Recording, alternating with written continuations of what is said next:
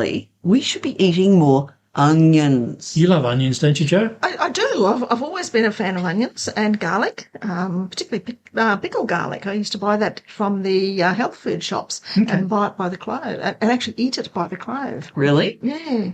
And didn't have any bad breath problems or anything? Not that I noticed, but Okay. So why should we be eating more onions? Well, there's some good research out, and I did do a quick check because I noticed a website a little while ago called onionsaustralia.com.au. And obviously, it's all about onions.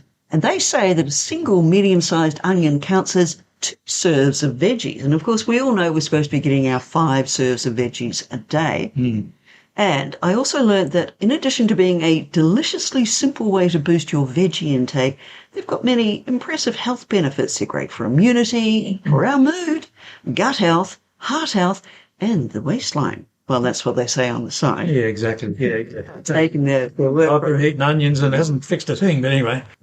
Well, there apparently can be some downsides, and of course we've mentioned before about the problems that people that struggle to do low FODMAP, have to do low FODMAP because they don't absorb fructans very well, and onions do have fructans that are water soluble, but they're not soluble in oil. So people who are trying to avoid onions per se can still get some of the benefits by using onions in oil, put in the oil, cook it up, take the onions out, and then you've got all the flavour and the nice stuff in the oil. So it's pretty cool. it's interesting.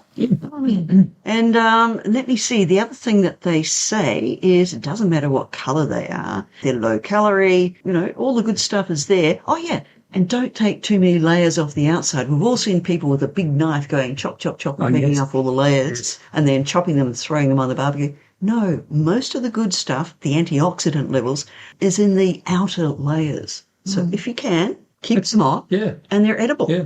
Another time we'll talk about it. There is a way of stopping, or the kind of onion you get, I believe, to stop you crying when you cut them.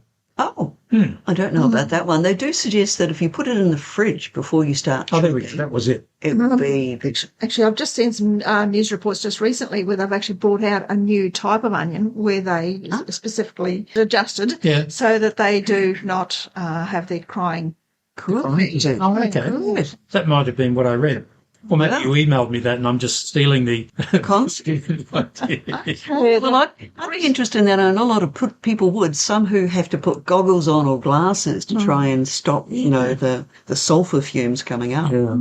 Yeah, they've recently been launched in Woolworths and Coles and those other bigger supermarkets. Cool. Yeah. Well, we'll have to check it out and do a taste test and see what they're like. Now, last little tip, apparently older onions have less sulphur in them. So if you're really super, super sensitive to that whole, wow, I'm going to cry, get an older onion, or like a fine wine, which matures and gets better with age, get your onions and just keep them a little while. Exactly.